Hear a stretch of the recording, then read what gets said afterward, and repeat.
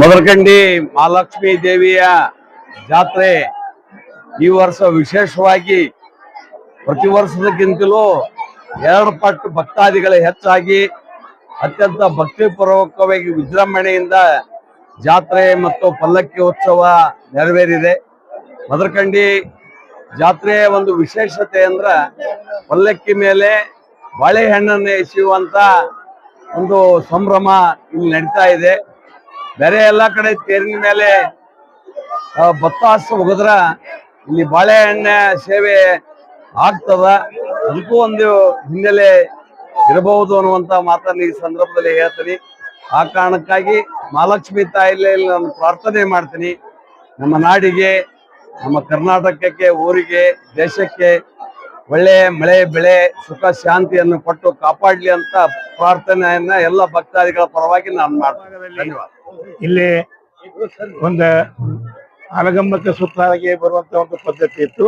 ತದನಂತರ 2018ರಲ್ಲಿ ಊರಿನ ಎಲ್ಲ ಹಿರಿಯರು ಕೂಡಿಕೊಂಡು ಒಂದು 22 ಮನೆಗಳನ್ನ ಕೆಡವಿ ಒಂದು ಹೊಸ ರಸ್ತೆ ನಿರ್ಮಾಣ ಮಾಡಿದ ಕೂಡಲೇ ಅಲ್ಲಿಂದ ಎಲ್ಲಿಯವರೆಗೆ ಮಲ್ಲಿಕಾರ್ಜುನ ದೇವಸ್ಥಾನದವರೆಗೆ ಹೋಗಿ ಅಲ್ಲಿ ಪಾದಗಟ್ಟೆ ನಿರ್ಮಾಣ ಮಾಡಿರುತ್ತದೆ.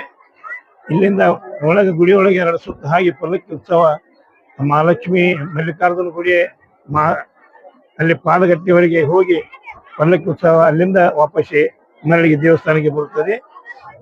ಸರಿಸುಮಾರು 500 ಫೂಟ್ 600 ಫೂಟ್ ರಸ್ತೆ, 22-30 ಫೂಟ್ ಒಳಗಡೆ ರಸ್ತೆ ಇದ್ದಂತ ರಸ್ತೆ ಗುಡಿ ದೇವಸ್ಥಾನ ಒಳಗೆ ಹೊರಗಡೆ ಇಲ್ಲಿಂದ ಮಲ್ಲಿಕಾರ್ಜುನ ದೇವಸ್ಥಾನವರೆಗೆ ಇಲ್ಲಿ ಕೂಡ ಜನದಟ್ಟಣೆ ಅತಿ ಹೆಚ್ಚು. ಆದ್ದರಿಂದ ಇದನ್ನು ಕಂಟ್ರೋಲ್ ಮಾಡಲು ಎಲ್ಲ ನಮಗೆ ಸಾಧ್ಯ ಆಗ್ತಾ ಇಲ್ಲ.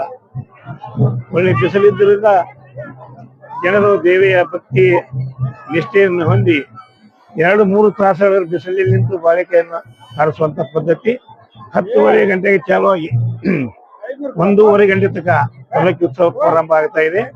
ಆದ ಕಾರಣ ಎಲ್ಲ ಸುತ್ತಮುತ್ತಲಿನ ಗ್ರಾಮಸ್ಥರು ಬಂದು ಈ ಸೇವೆಯನ್ನು ಮಾಡ್ತಾ ಇದ್ದಾರೆ. ಮದರಕಂಡಿ ಕಲ್ಲಳ್ಳಿ ಹಾಗೂ ಹುನ್ನೂರ ಮತ್ತು ಮದರಕಂಡಿಯಲ್ಲಿ ಎಲ್ಲ ಹೆಣ್ಣು ಮಕ್ಕಳಿಗೆ ಎಲ್ಲಿ ಕೊಟ್ಟಿರ್ತೀವಿ ಅವರು ಅಲ್ಲಿಂದ ಬಂದು ಇಲ್ಲಿ 2-3 ದಿವಸ ನಿಂತ ಈ ದೇವಿಯ ಪ್ರಸಾದವನ್ನು ಸೇವಿಸಿ ಭಕ್ತಿ ದೀಡ್ ನಮಸ್ಕಾರ ಹಾಕಿ ಒಂದು ಭಕ್ತಿ ಸೇವೆ ಸಲ್ಲುವಂತ ಎಲ್ಲ ಕಾರ್ಯಕ್ರಮ ಮಾಡ್ತಾ ಇದ್ದಾರೆ. ಇದು ಹಿಂದಿನಿಂದ ನಡೆದುಕೊಂಡು ಪದ್ಧತಿ ಮತ್ತು ಪ್ರತಿ 12 ವರ್ಷಕ್ಕೊಮ್ಮೆ ಈ ದೇವಿಯ 8 ದಿನಗಳವರೆಗೆ ಜಾತ್ರಾ 12 ವರ್ಷಕ್ಕೊಮ್ಮೆ ನಡೆಯುತ್ತಾ ಇದೆ. ಈಗ 2017ರಲ್ಲಿ ಮುಗಿದಿದೆ. ಇನ್ನು ಬರುವಂತಹ 2028ರಲ್ಲಿ ಜುಲೈ ತಿಂಗಳಲ್ಲಿ 12 ವರ್ಷಕ್ಕೊಮ್ಮೆ ನಡೆಯುವ ಜಾತ್ರೆ 28ರಲ್ಲಿ ಬರ್ತಾ ಇದೆ. ಇನ್ನು ಮುಂದಿನ ಕಾರ್ತಿ ಅಚ್ಚು ಕಡೆ ಒಂದು 2 ಕಾರ್ತಿ ಆದ ನಂತರ ಕಾರ್ತಿ ಮುಗಿದು 1 ತಿಂಗಳಿಗೆ ದೊಡ್ಡ ಜಾತ್ರೆ ಕಾರ್ಯಕ್ರಮ 2028ರಲ್ಲಿ ಪ್ರಾರಂಭ ಆಗ್ತಾ ಇದೆ. ಎಲ್ಲ ಸುತ್ತಮುತ್ತಲಿನ ಭಕ್ತರು ಬಂದು ಈ ದೇವಿಗೆ ಒಂದು ದೇವಿಯ ಆರಾಧನೆಯನ್ನು ಮಾಡಿ ದೇವಿಯ ವಿಶಿಷ್ಟತೆ ಯಾರ ಆ ದೇವಿಗೆ ನಂಬಬೇಕಷ್ಟ ಏನ ಮನುಷ್ಯನ ಇಚ್ಛೆ ಮಾಡ್ತಾರೋ ಆ ಇಚ್ಛೆ ಪೂರೈಸುವಂತ ಶಕ್ತಿ ಮಹಾಲಕ್ಷ್ಮೀ ದೇವಿಗೆ ಇರುತ್ತದೆ. ಆದ ಕಾರಣ ದಿನದಿಂದ ದಿನಕ್ಕೆ ಎಷ್ಟೋ ಭಕ್ತರು ಇಲ್ಲಿ ಹೊಸ ರಸ್ತೆ ನಿರ್ಮಾಣ ಆದ ನಂತರ ಇಡೀ ನಮ್ಮ ಕರ್ನಾಟಕದಲ್ಲಿ ಬರುವಂತ ಎಲ್ಲಾ ಭಕ್ತರು ಇಲ್ಲಿ ಪಕ್ಕದ ಹಳ್ಳಿಯಲ್ಲಿ ವೆಂಕಟೇಶ್ವರ ದೇವಸ್ಥಾನ ಇದೆ, ಮಿನಿ ತಿರುಪತಿ ವೆಂಕಟೇಶ್ವರ ದೇವಸ್ಥಾನ ಅಂತ ಹೇಳ್ತಾರೆ.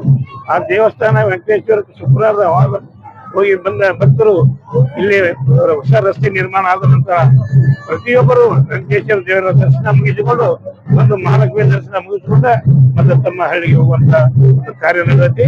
ಅದಕ್ಕಾಗಿ ಇನ್ನೂ ಹೆಚ್ಚಿನ ಸಂಖ್ಯೆಯೊಳಗೆ ದೇವಿಯ ಆರಾಧನೆಗೆ ಭಕ್ತರು ಬಂದು ತಮ್ಮ ಸೇವೆಯನ್ನು ಸಲ್ಲಿಸಿ ದೇವಿಯ ಕೃಪೆಗೆ ಪಾತ್ರರಾಗಬೇಕೆಂದು ಎಲ್ಲಾ ಭಕ್ತರಲ್ಲಿ ಕೇಳಿಕೊಂಡು ಇನ್ನೊಂದು ಇಲ್ಲಿವರೆಗೆ ನನಗೆ ಮಾತನಾಡಲಿಕ್ಕೆ ಅವಕಾಶ ಕೊಟ್ಟಂತ ಜನತಾ ಟಿವಿ ಹಾಗೂ ಎಲ್ಲ ನಮ್ಮ ರವಿ ದೊಡ್ಮನಿಯವರು ಕೃತಜ್ಞತೆ ಸಲ್ಲಿಸಿ ನನ್ನ ಮಾತಿಗೆ ವಿರಾಮ ಹೇಳ್ತೀನಿ.